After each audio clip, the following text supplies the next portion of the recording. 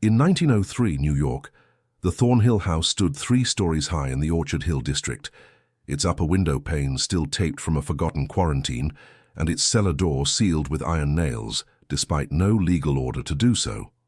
On March 6th, a city clerk inspecting property tax discrepancies forced entry to the basement, where he found 24 volumes of municipal records, all stamped "restricted," wrapped in muslin and soaked in a pungent black, substance that had blistered the wooden shelves beneath. The Thornhill family, whose eldest son taught Latin at the Clinton School and whose widow hosted weekly Episcopal charity teas, had not officially resided at the address since 1899, though neighbors reported candlelight movements in the attic as recently as January. At the time, the borough was expanding northward, fueled by subway construction, tuberculosis wards, and clerical reform. Yet inside the house, everything smelled of vinegar and ash. In April 1902, a notarized inventory listed 11 typewriters, but only 10 were ever recovered. Who sealed off the room, and why was the city still paying the utility bills? The Thornhills were once seen as modest benefactors of civic literacy, known for their academic ties and silent routines, marked by the scent of pipe smoke and creaking floorboards late at night. But a 1903 ledger from the Bureau of Records shows a 12th typewriter requisitioned in their name, then marked void, without explanation, as whispers of forged permits began to surface. The first formal complaint connected to the Thornhill house was filed on January 12, 1903, by Mrs. Edith Greaves, a widow residing 3 doors down on Stanton Avenue. Her affidavit, received at the Department of Sanitation, claimed that a rot-like odor had begun wafting intermittently from the Thornhill property during the early hours of the morning, strongest just after the first frost. She described it as burnt paper steeped in vinegar, adding that it clung to her curtains for days and gave her youngest child nosebleeds. While such complaints were not uncommon in the colder months due to coal smoke and stagnant chimneys, the specificity of the scent and its seasonal timing caught the attention of Clerk Matthew Dirks, who logged the report separately under a new classification, unverified anomalous emissions. Dirks, a young Dutch-American graduate working night shifts to pay for legal training, found the case oddly bureaucratic. The property was still officially registered under Horace Thornhill, deceased since 1899, with no subsequent claims or estate filings. Yet the utilities, water, gas, and even the phone line, remained active and current. When Dirks contacted Consolidated Edison for verification, he was informed the bills were paid quarterly in cash, always on the 3rd Tuesday, by a Mr. Ellis, who never provided identification. The payments were dropped into a brass lockbox at the Harlem office. No signature, no conversation. City protocol required that abandoned properties be assessed for safety, especially when complaints arose. On February 2nd, Building Inspector Robert Hanley arrived at 81 Stanton Avenue with a locksmith and 2 patrolmen. He would later testify that the exterior of the house was too orderly to be vacant, noting that the front stoop had been swept recently, and a faint light glowed from the uppermost window. The keyhole was packed with fine dust, yet the hinges of the door moved without resistance. Inside, he found the rooms fully furnished, brocade curtains drawn tight, a pianola covered in tarpaulin, dining china still arranged for 6. But what disturbed him most was the silence, so dense it distorted his own breath. Dust floated visibly in the shafts of winter light cutting through narrow slits in the curtains. Each step across the floorboards produced a groan that echoed longer than expected, as though the house were hollowed out beneath. In the drawing room, an ink bottle had shattered onto a legal ledger, the stain still damp and oily. There was no sign of vermin or squatters, yet the teacups in the kitchen had yellow rings of dried liquid, and 2 had lipstick marks in shades no longer fashionable. Upstairs, the air changed. Hanley noted a sharp drop in temperature on the 2nd floor, which he attributed to broken windows or gaps in insulation. But no such flaws were visible. All windows were intact, though several had been painted shut from the inside. He opened a closet adjacent to the nursery and found, to his confusion, dozens of labeled file folders, each marked with the name of a city employee and a 4-digit code. Inside were carbon copies of work orders, transfer requests, and sealed reprimands, none of which should have been stored outside official archives. One folder, labeled MD 1761, held a signed letter from Mayor Lowe's office denying a departmental funding request, dated 2 years before the mayor's term began.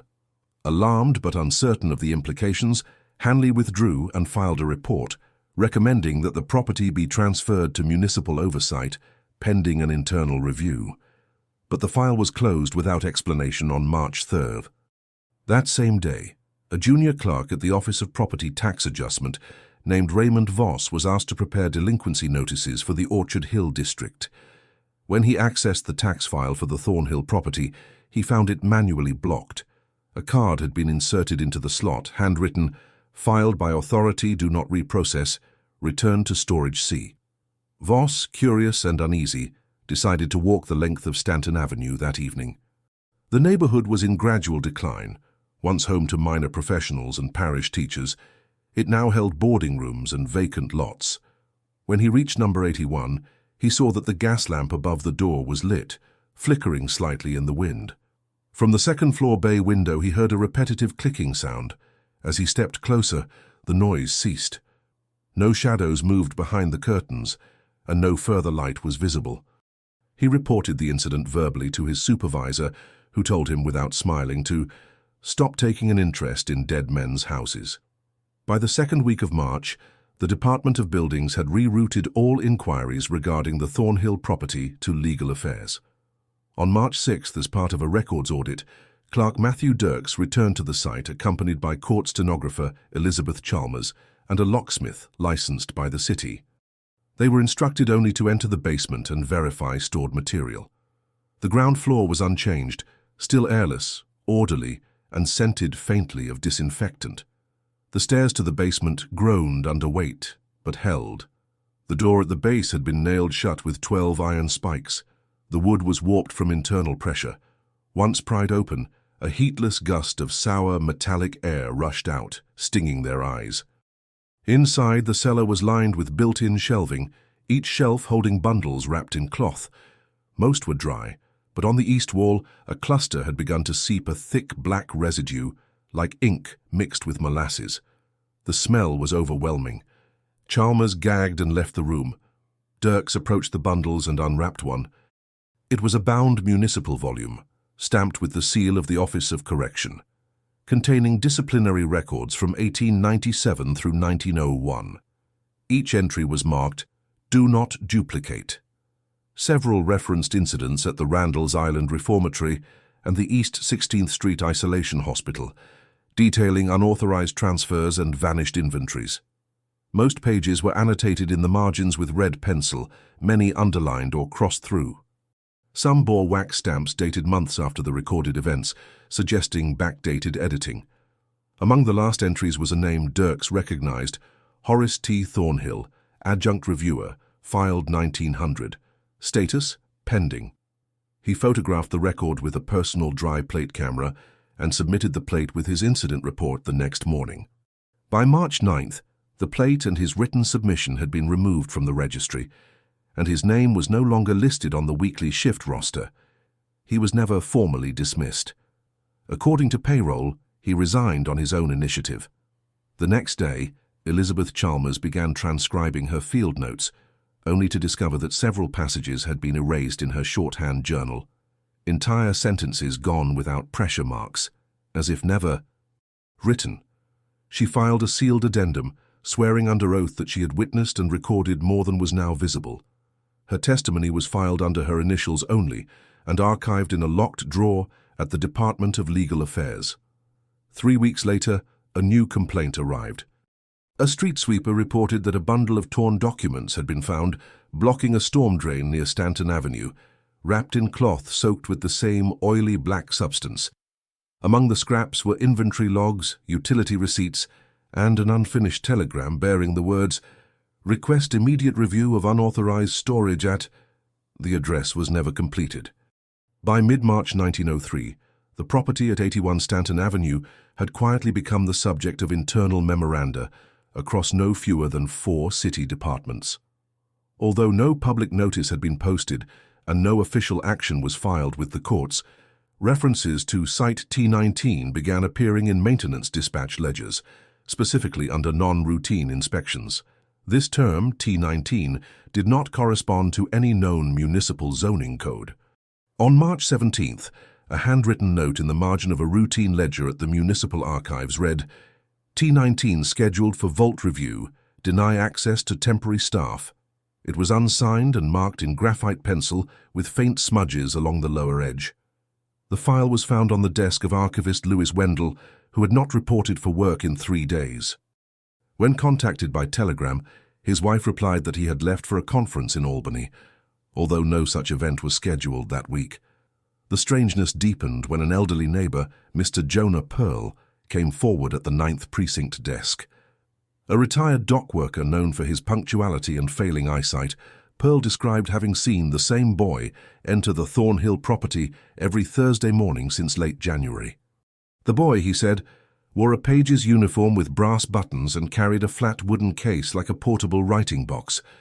Pearl believed the boy to be no older than 16.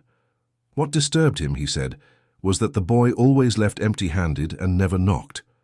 An officer was dispatched to verify the gate and entry points. He found the front door chained from the inside and a thin layer of undisturbed dust on the vestibule tiles. No footprints. No signs of forced entry. Yet the parlor curtain was slightly ajar. That same week, Miss Abigail Fenner, who ran a domestic staffing bureau from her home on Eldridge Street, mailed a private complaint to the Civil Service Board. She stated that one of her maids, a girl named Lorna C., had returned from a brief assignment, visibly shaken and incoherent, refusing to discuss the address she had visited. In a separate note attached with sealing wax, Fenner included a single line copied from the girl's journal. They told me not to touch the file with the ribbon. That one is for listening. The board made no formal response, but Fenner received a telephone call from a man who identified himself only as Curtis.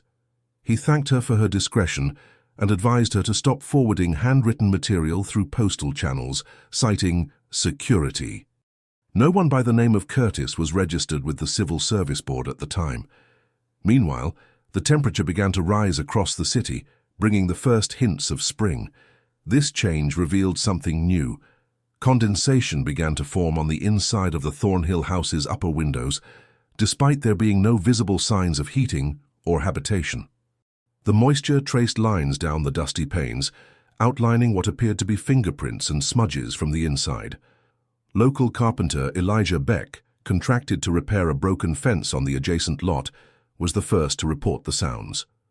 As he worked along the west wall of the property, he heard what he described as typewriting, deliberate and slow, accompanied by the mechanical snap of a carriage return.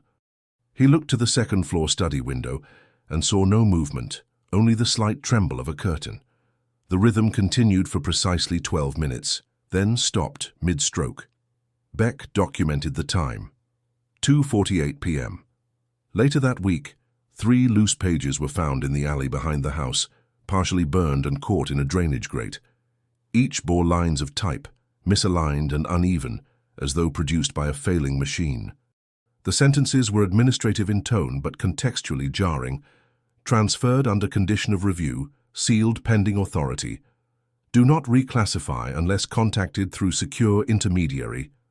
Any record marked MTH is not to be filed under public custody.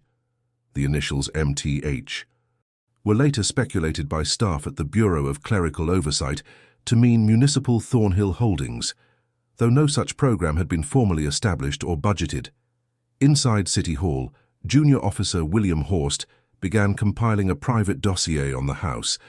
He did so unofficially, drawing from discarded files and cross-referencing names that appeared multiple times. Among them were 2 particularly frequent entries, Horace T. Thornhill and Edwina March. The former had died officially of unspecified pulmonary illness, while the latter's records were inconsistent, listed alternately as external transcriptionist, field indexer, and once simply recipient. Horst located a surviving signature from Edwina March on an index card dated 1901. Her title had been handwritten as permanent listener, a designation not found in any civil job class. The ink had bled into the paper fibers in an unusual radial pattern. Following this discovery, Horst requested temporary access to Storage Vault C, the sub-basement archive beneath the municipal register building. Although typically reserved for closed cases, the request was granted under the pretext of cross-referencing transit permits. The vault was colder than expected, lined with shallow filing bays and a single table. On the western wall, a locked crate marked 81SA Miski sat alone. Inside the crate were fragments of office stationery, several folded ledgers, and a sealed envelope containing only a key and a note. For ribbon only. Turn once. Back at his desk, Horst placed the key in his desk drawer and marked the note with a red tag. He intended to log the contents with the chief of filing the following morning. By evening, however, he had developed a severe fever and was found unconscious at home. He recovered 2 days later, unable to recall where he had stored the note. With rumors circulating among junior staff, the clerks' union began requesting anonymized health logs for municipal employees assigned to file audits, particularly those who had accessed unindexed records from the late 1890s. 3 names flagged with multiple infirmary visits. All had participated in the preliminary Thornhill record survey. Each had developed temporary neurological symptoms, including vertigo, hand tremors, and aphasia. When the union submitted a formal inquiry to the Department of Public Health, it was returned marked closed reviewed at level 3. The designation was not publicly defined. By the end of March, the Thornhill house remained untouched from the outside, but now its mailbox showed signs of recent use. Folded correspondence was found jammed into the slot, some postmarked, others unsealed, bearing city crests and embossed titles. One bore only a line of typed text on crisp linen paper. Disposition delayed. Continue transmission. What transmission, and to whom? The first outsider to document the Thornhill case in any organized fashion was Mr. Nathaniel Parr, a junior editor at the City Record who specialized in bureaucratic anomalies and clerical negligence. Known for his reserved demeanor and habit of annotating in shorthand, Parr had developed a reputation for uncovering obscure but significant patterns hidden in civil filings. In April 1903, he requested access to a collection of retired employee logs for a personal research project. He was granted clearance without delay, a rare lapse in protocol. Parr's interest in the Thornhill matter began when he discovered a series of consecutive employee separation notices filed within a 6-week window, March through April 1900, all linked to the Department of Clerical Oversight. Each notice referenced an internal review officer with the initials HTT, and 3 bore the designation Reassignment Refused. What made the cluster remarkable was the identical final note on each page. Materials returned to house, certified by hand.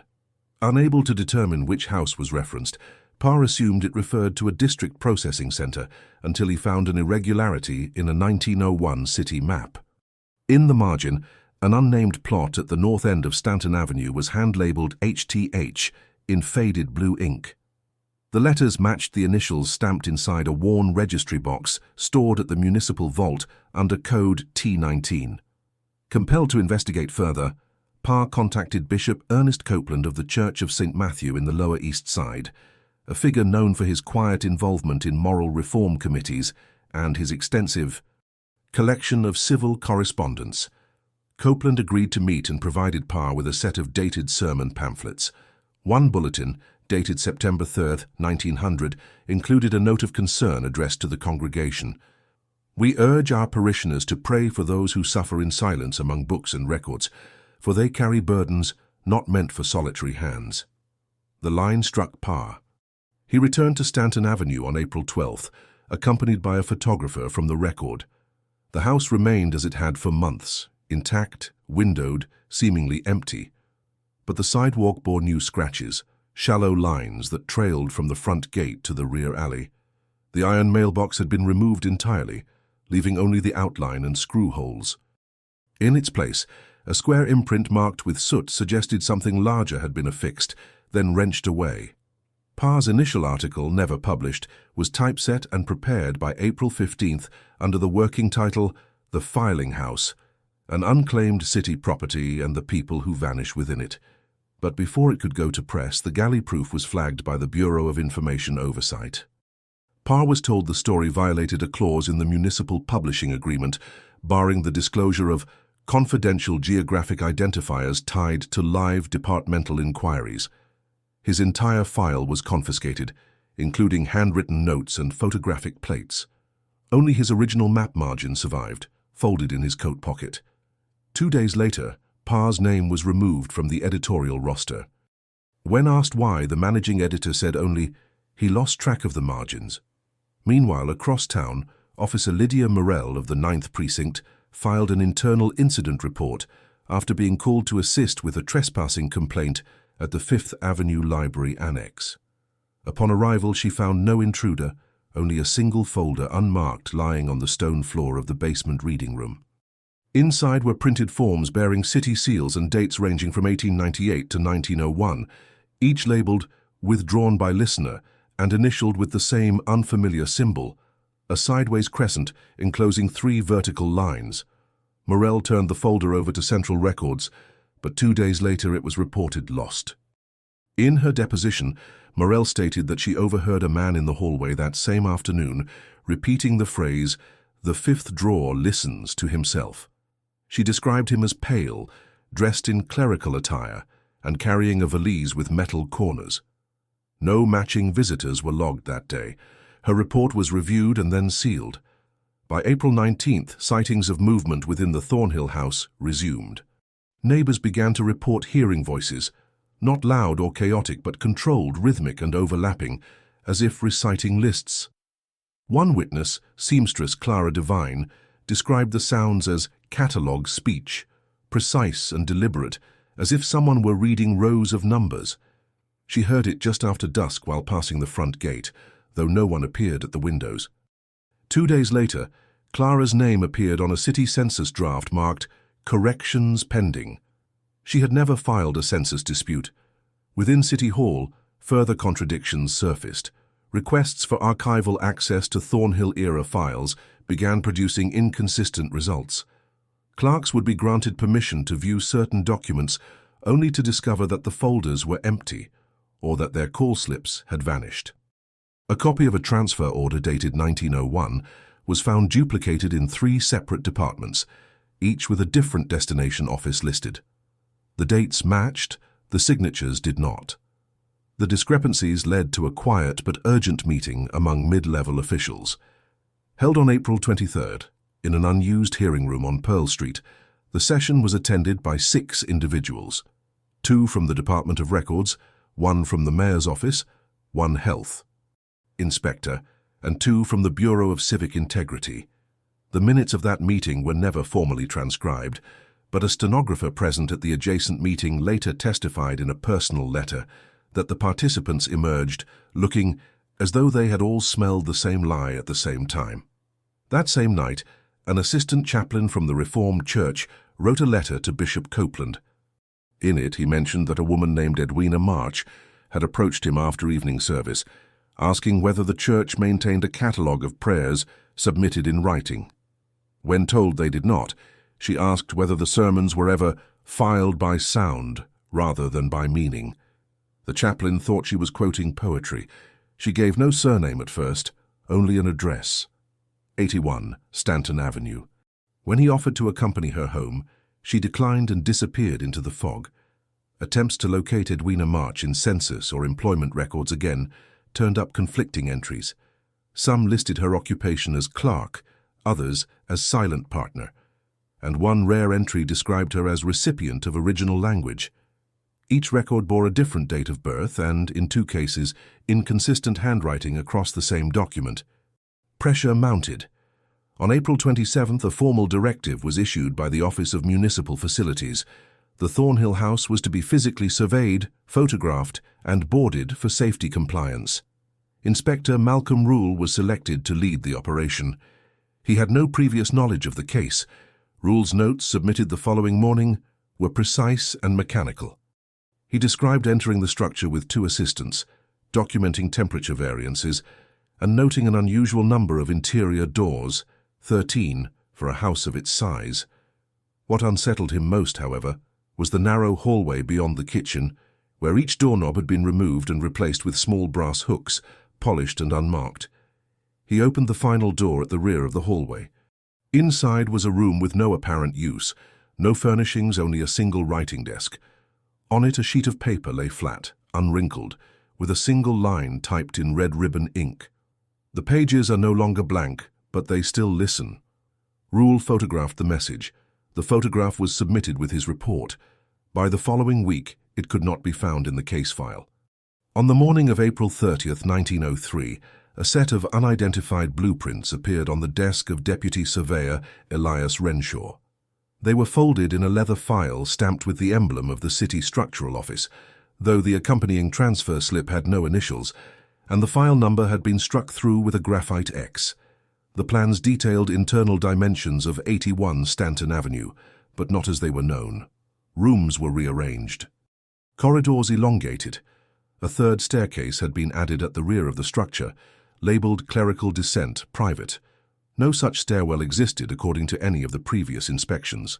Renshaw, a rational man by all accounts, noted the alterations, but assumed the drawings were part of a proposed renovation never executed. Still, he was unsettled by the precision of the revisions. The hand that had drawn them was confident.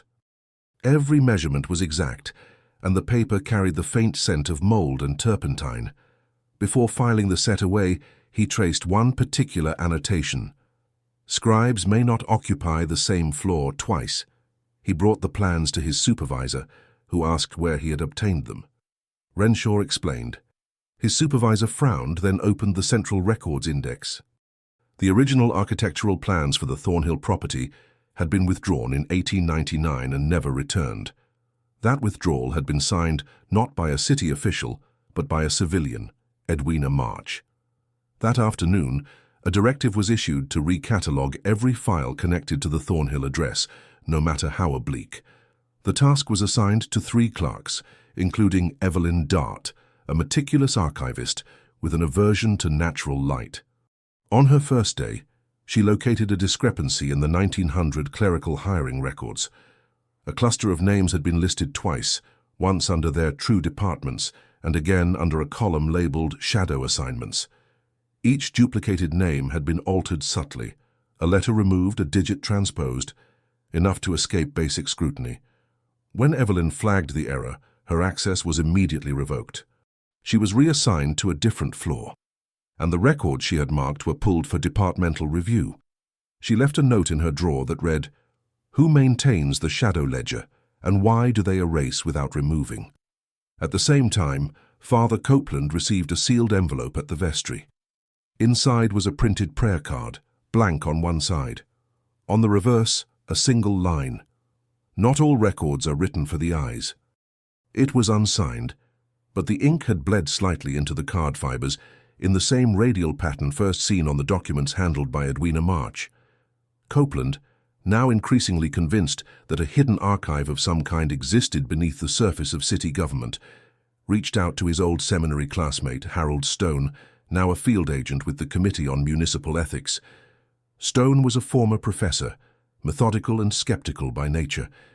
Copeland told him only the barest outline, avoiding mention of spectral phenomena or suggestion.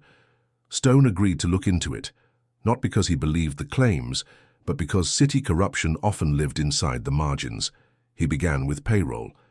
Within 2 days, Stone had compiled a list of 47 names linked to departments that no longer existed: Transcription Bureau satellites, listener subcommittees, filing redundancy evaluators. These employees were still drawing salaries, some of them posthumously. One name in particular appeared 3 times, each with a different address and department code: E. March. Once as a listener, once as a verifier, and once as Room 9 custodian. There was no Room 9 listed in any city facility. Stone filed an inquiry, then went to investigate the listed address himself. But the building had been condemned 2 years prior. It had no roof, no doors, and yet its ledger logs were being signed weekly. That evening, a librarian at the main archives branch was found unconscious in the sub-storage room. When revived, she claimed to have been looking for the floor. She repeated the phrase 10 times before falling silent. The physician on duty recorded no signs of trauma, but the soles of her shoes were coated in dark residue, identical to the substance found in the Thornhill basement months prior. The following morning, A duplicate copy of the Thornhill street diagram was discovered pinned to a door in the auxiliary archives of the Office of Records. It had no date, no signature, only a single annotation written diagonally across the alleyway. "Speak only when stamped." None of the clerks admitted to pinning it. Amid this confusion, Officer Lydia Morell requested a second inspection of the Thornhill property, citing incomplete documentation and the loss of initial reports. Her request was denied, citing resource constraints. But the denial form she received was blank in the section designated for authorizing personnel. It was stamped with a partial emblem, a crescent enclosing 3 vertical lines. She took the form to Captain Ingraham at the precinct, who told her bluntly to stop asking questions. "This isn't for the uniformed side," he said. "They'll file the house when they're ready." By May 3rd, the pattern had grown undeniable. Records were duplicating, disappearing, and returning altered. Archive employees were losing time, hours in some cases, only to find pages filed in their own handwriting that they did not remember writing. Pages that referred to incidents not yet investigated. Each page had the same final line typed with misaligned ribbon, "Filed for transcription, awaiting room." That same day, 3 unmarked crates arrived at the municipal storage annex. The delivery slip was blank. When opened, each crate contained hundreds of wax cylinders for dictation machines, none labeled, all undamaged. A clerk attempted to play one on a standard phonograph. What emerged was not speech, but a mechanical repetition of filing sounds. Pages turning, stamps pressing, the rustle of paper, a soft ticking rhythm like a watch suspended in dust. After 3 minutes, the recording shifted. A voice whispered, slow and uninflected, "You are not to enter the final drawer. Pages have already been chosen." The clerk dropped the stylus. The cylinder cracked. The rest were resealed and placed into restricted storage, this time with a lock. By May 4th, the Thornhill house had been formally reclassified as a restricted property, though no public notice was issued. Patrols were increased, but officers were instructed not to approach.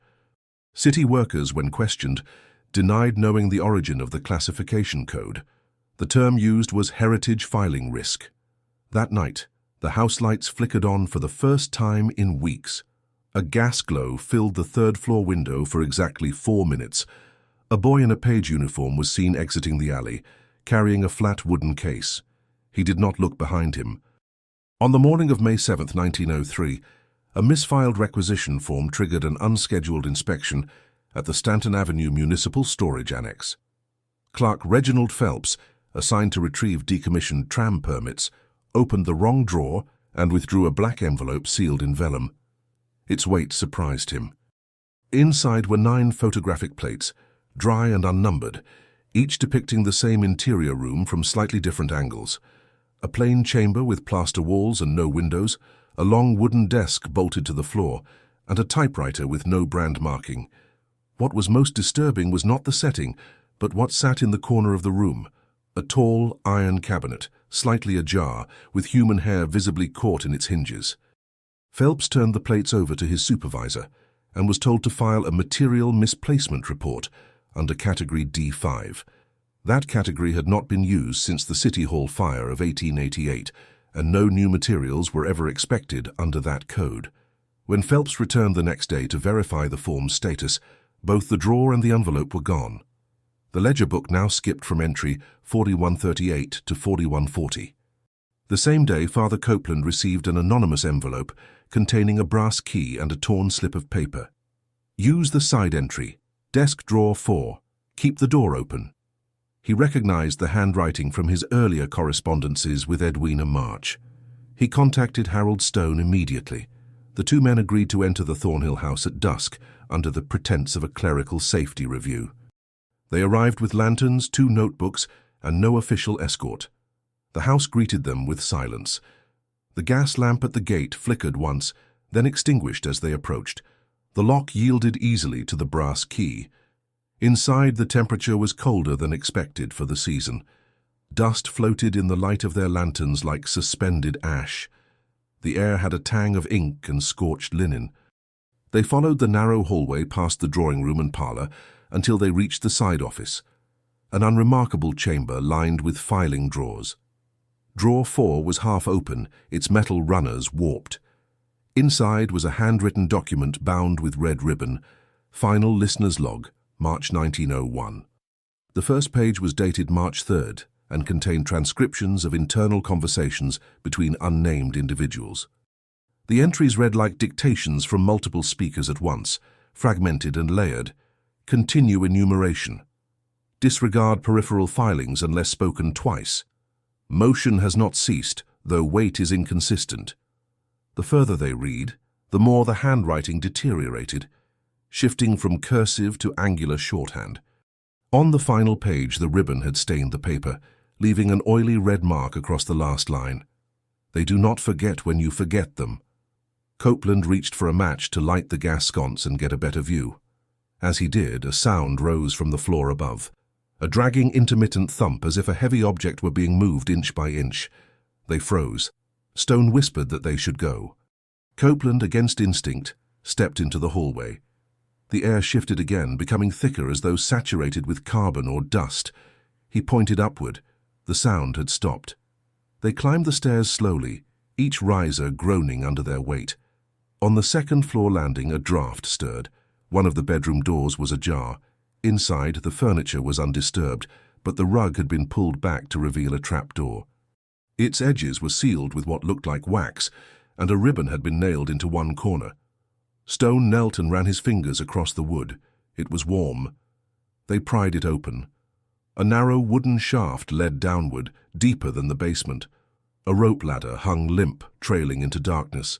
The scent rising from below was sharp, chemical and unfamiliar, like oxidized ink mixed with vinegar and coal ash. They descended. The space beneath was not earthen. It was another room, rectangular, with stone walls and a vaulted ceiling no more than 6 feet high. Lantern light revealed a series of desks bolted to the floor, each with a typewriter and a small brass plaque engraved with names. None of the keys had letters. They were blank. At the far end stood the iron cabinet from the photographs. It was sealed with 2 latches. Stone hesitated. Copeland reached out and pulled. The door opened with a groan. Inside there were no bodies, only uniforms, dozens of city clerk coats neatly hung, each with a name badge. A few still held notebooks in the breast pockets. One was labelled MD 1761. Another had a stamped card. Temporary authority granted per voice vote. Behind the coats, they found a stack of bound ledgers, each spine labelled with a year and the word nullified. Copeland opened one at random. It contained transcriptions of disciplinary hearings, internal audits, and resignation letters never submitted. Each signature line was blank. Then, beneath the ledgers, they found a child's slate board. Written in chalk was a message: "You are the last listeners. File what you see." Suddenly, a metallic snap echoed from above. The trapdoor had closed.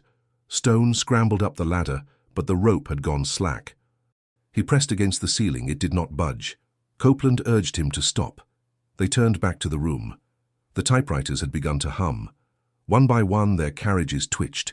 Keys depressed without touch, slow and deliberate. Paper fed itself into the rollers, and the machines began to type. No words formed, only sequences of slashes, colons, and vertical bars. The sound was mechanical, but rhythmic, like breathing. Copeland began to recite aloud what he saw. Stone transcribed by hand. After 12 minutes, the machine stopped. The lights dimmed. A door they had not seen before, a low metal hatch near the base of the far wall, creaked open. Inside was a final corridor. Narrow, lined with stacked boxes, each marked with city seals and the words, "For listener custody only." The first box Copeland opened contained wax cylinders. The second, ink vials dried to resin. The third held a set of teeth in a cloth pouch labelled "Recipient 14 retained." Stone turned to leave. His hand touched the wall and found it warm, pulsing faintly beneath the plaster. They followed the corridor to its end, where a second iron door waited. A brass plate beside it read, "Final transcription chamber, entry by custodian vote." No keyhole, no handle. Behind them, the typewriters began again. Stone shouted, Copeland struck the wall with his lantern. The glass shattered. Flames flared, then died. Smoke hissed against the stone, and then the door opened, not outward, but in. They entered. The door sealed behind them without a sound. There was no visible seam, no handle to return. The chamber they had entered was perfectly square, approximately 15 feet across, with no windows, no fixtures, and walls painted in alternating shades of pale blue and grey. The only illumination came from 2 oil lamps mounted into the corners, flickering low but steady, casting sharp shadows across the floor's dull concrete surface. At the center stood a tall lectern constructed from dark wood, warped by age and moisture. Upon it sat a thick volume, open to the center, its pages crinkled and densely annotated. Neither Copeland nor Stone could identify the language written on the exposed pages. The script bore resemblance to shorthand, but flowed without interruption, looping and curling in unnatural rhythm. Beside the book, a metal stylus lay in a velvet-lined tray, stained along its nib with dried ink. Stone stepped forward and ran his fingers along the edge of the lectern. The surface was warm, pulsing faintly, as though it housed a living mechanism. He turned to Copeland and whispered that they were not in a room designed for reading. They were inside a room built for recording. A sudden click drew their attention to the wall behind them. It had changed. Where before there had been a smooth grey panel, now a set of shallow drawers had emerged, 17 in total, each with a brass tag. No numbers, no letters, only stamps in red wax. The seals were unbroken. Copeland approached the first and touched it. The drawer slid out smoothly. Inside lay a single page, folded once. He unfolded it slowly. Typed at the top was a case number, C315 Ret. Beneath it, a name, Nathaniel Parr. Below that, a short paragraph in a clean serif font. Assigned without vote, entered without clearance, contacted via clerical channel outside municipal guidelines, request for separation denied, memory secured. The page ended there. The final line was underlined twice in pencil. Stone opened another drawer, EC Dart. Flagged repetition, indexing refusal, reassigned without removal, final drawer audit pending, speech pattern archived. He closed the drawer and stepped back. "These are not case files," he said, his voice strained. "They're obituaries written for people who never died." At the center of the room, the large book had begun to turn its own pages, slowly, deliberately. The paper crackled with each movement. With every turn, the sound grew sharper, more assertive. They could see that the ink on the new pages was wet, still forming. The lines were building even as they watched. Copeland stepped closer, attempting to read the text aloud. But as he opened his mouth, the lamplight dimmed. A low hum began to rise, seemingly from beneath the floor. The words he was about to speak rearranged themselves on the page. He stopped. The text reformed again, settling into a new structure, different symbols, as if responding to his silence.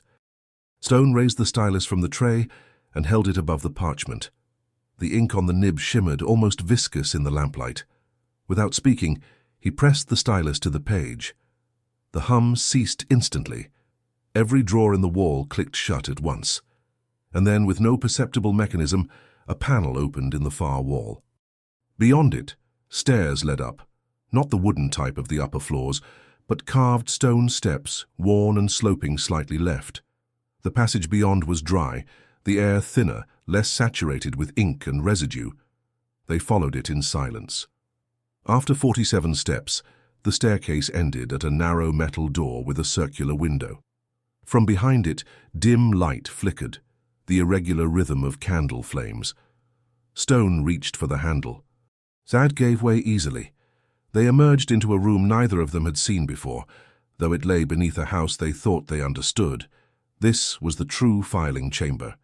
The room stretched longer than it should have, at least 60 feet, lined on both sides with floor-to-ceiling cabinets of iron and glass. Inside each cabinet, handwritten volumes were arranged with mechanical precision. Some were leather-bound, others wrapped in linen. Many had wax seals unbroken, and some glowed faintly beneath the glass as if reacting to presence. Each cabinet bore a single nameplate. None of the names were recognizable, and yet, At the far end, one cabinet stood open. Inside was a vacant space where a volume had clearly been removed. The seal sat shattered on the shelf, its wax splattered across the steel lip. The nameplate read, E. March. At the foot of the open cabinet sat a chair.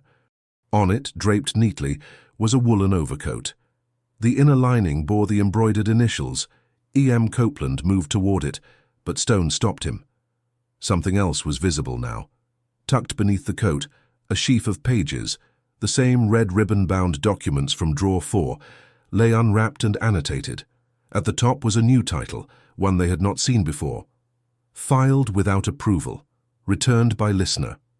The final page bore a typed message. This is the last entry. The others are gone. If you have reached this room, you now file for them. Stone stepped back, breathing shallowly. Copeland lowered the lantern to the ground. The air had grown still, but no longer cold. In the silence, a soft chime echoed through the corridor behind them. Not metallic, not mechanical, an echo, perhaps, of a voice once spoken clearly. From the cabinet beside them, a red light blinked once. A new volume slid forward behind the glass, unlabeled. They turned to leave. The corridor behind them had changed. The stairway was gone. In its place, a narrow ramp sloped upward into darkness. The walls were closer now, lined not with cabinets but with shelves of ribbon spools, wax cylinders, loose tags and file cards. Stone took one last look at the chair. "Someone came back," he said. Copeland nodded, and someone else never left. They began to climb. On May 14, 1903, 1 week after Harold Stone and Father Ernest Copeland were last seen entering the Thornhill property, a formal declaration of condemnation was issued for 81 Stanton Avenue. It was drafted not by the Department of Buildings or Public Safety, but by the Office of Civic Transition, a rarely invoked bureau originally created for resolving jurisdictional boundaries between boroughs. No hearing was held. The declaration was notarized by a single official whose name did not appear in any city registry. 2 city engineers were assigned to secure the building's perimeter. When they arrived, they found the front door open, the latch rusted through as if aged by decades, not days. Dust had gathered in mounds inside the vestibule, but the floor beneath was swept clean, revealing a path of boot prints leading to the back stairwell. The upstairs rooms were empty. The basement was sealed. Neither Stone nor Copeland were found. No belongings remained. By order of the mayor's office, a 7-foot perimeter fence was erected around the house. A city ordinance was quietly amended to classify the property as a temporary administrative holding, exempt from public access laws. All inquiries were redirected to the Bureau of Clerical Integrity, an entity which, until that month, had never managed a physical location. In the weeks that followed, internal disruptions began to ripple through the city's archival systems. Entire departments reported delays in record transfers. Indexing requests returned out of sequence. A pattern emerged in the error codes. Certain file numbers, all beginning with T19, had been reclassified without authorization. Attempts to retrieve them resulted in blank return slips or duplicate entries marked "Archived by External Custodian." At the same time, several staff across municipal agencies filed health claims describing insomnia, blurred vision, and auditory distortions while working with older ledgers. Most cases were dismissed as exhaustion. A few were referred to private physicians. The phrase filing pressure appeared in 2 reports, though no standard diagnosis existed under that term. Then, without public notice, a committee was formed. The Review Subcommission on Sensitive Holdings first convened in June 1903. Its members included 3 retired auditors, a records custodian from the Postal Integrity Program, and a civilian notary from the Office of Intermunicipal Affairs. Their task, according to internal memos, was to survey and evaluate unregulated documentation channels. No budget was assigned, no minutes were released. The committee visited the Thornhill property on June 18th, accompanied by a court recorder. The visit lasted just over 20 minutes. Upon return, the recorder submitted a blank transcript. The first page was intact, bearing the standard header and date. The rest was empty. When questioned, she insisted that the machine had functioned perfectly and that no one had spoken during the entire visit. "They wrote instead," she said. Everything was already there. 3 members resigned from the commission the following week. Elsewhere in the city, subtle changes took hold. The municipal archives, previously stored across 6 buildings, began quietly consolidating. Volumes deemed non-circulating were relocated to an undisclosed annex listed only as CAV-F, presumed to stand for Clerical Archive Vault Final. The location was not released to the public.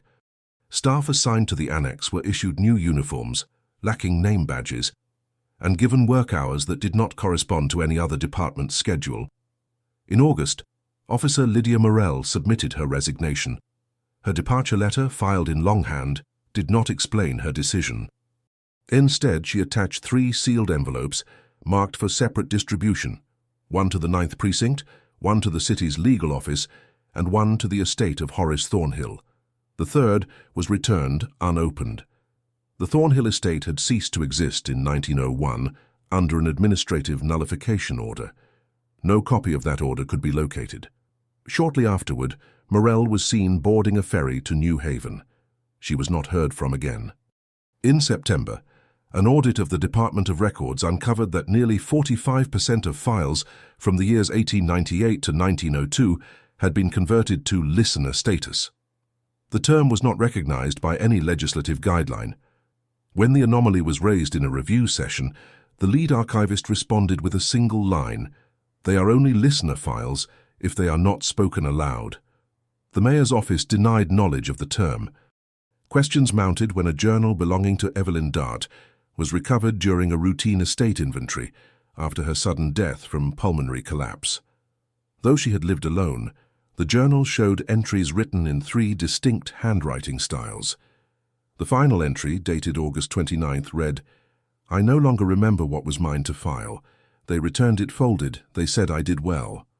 The pages that followed were blank, yet faint impressions could be seen when held to the light. Hundreds of lines, invisible ink, pressed into the paper's grain. That autumn, the city published an amended version of the Municipal Staffing Code. Hidden among the revisions was a clause referring to Class 3 assignments, described only as stationary custodial filing requiring silent proximity. The positions carried no wages, no pension and no term limit. By December, 80 Fern Stanton Avenue had been removed from public maps. The name Thornhill no longer appeared in city archives. All property records referencing the address redirected to Filing Entity Withheld. The house itself remained fenced and uninhabited. Its windows, still taped from a quarantine never issued, reflected nothing after sunset. Children were told not to play near it. The postman crossed the street when passing by. And yet every Tuesday at precisely 3 o'clock, the gas lamp at the gate flickered to life. The utility bill, as always, remained paid in full. In early 1904, nearly a year after the first complaints were filed, the city's civil inquiry panel quietly issued a restricted document titled Memorandum on Non-Reconcilable Holdings. The memorandum referenced 15 properties citywide, each with a history of irregular documentation, disputed custodianship, and persistent sensory anomalies.